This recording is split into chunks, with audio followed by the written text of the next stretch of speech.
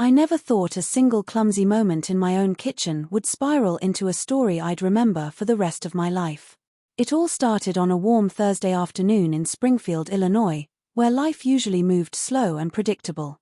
My name's Claire Matthews, 33, and I've lived in this quiet suburban neighborhood for the past 6 years with my husband, Daniel. We've been married for almost a decade, and while we've had our ups and downs like any couple, I always thought I knew exactly how each day would go. Coffee in the morning, work at the local library, dinner together at 6, and maybe a short walk before bed. But the day this happened, nothing about it was ordinary. It began with the smell of lemon and rosemary filling the house. I was hosting a small dinner for my friend Megan, who I hadn't seen in months. Daniel had mentioned that his coworker Ethan might drop by briefly to borrow some tools from the garage. I'd met Ethan a few times, tall, polite, and someone who always had a little smile that made him seem friendly but mysterious. By late afternoon, I was rushing around trying to make sure the house looked presentable.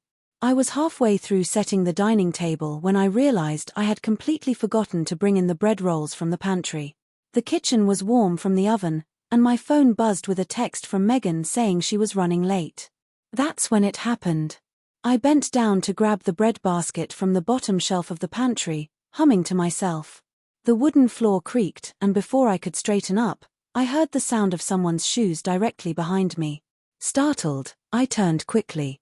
Ethan was standing right there, holding a screwdriver and looking almost as surprised as I felt. "Sorry, Claire. Didn't mean to sneak up on you," he said with a small laugh. I laughed nervously too.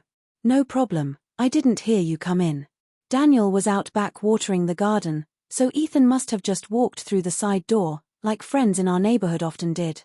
But there was something odd about the way the moment felt, not inappropriate, not even close, but unexpectedly awkward.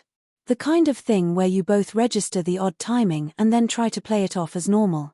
Ethan glanced at the basket in my hands. "That for dinner tonight?" "Yep," I replied, setting it on the counter.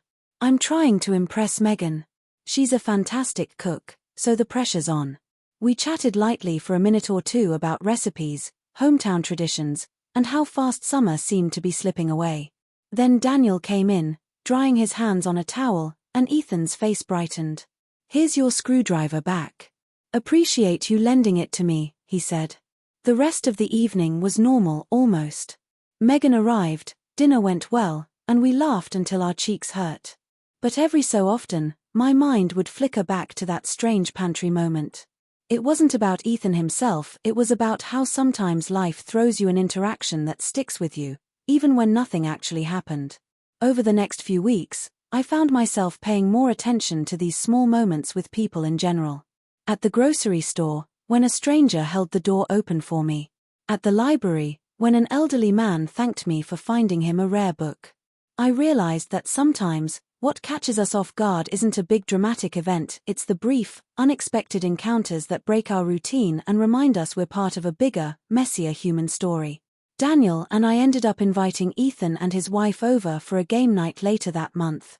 We all had a great time, and that pantry moment faded into just another story I tell now, one that gets laughs because of the title, but that really just shows how everyday life can be unpredictable. Looking back, I'm grateful for it. Not because anything happened, but because it reminded me that a good life isn't always about grand adventures. Sometimes, it's about bread baskets, creaky floors, and the unexpected company of someone standing right behind you.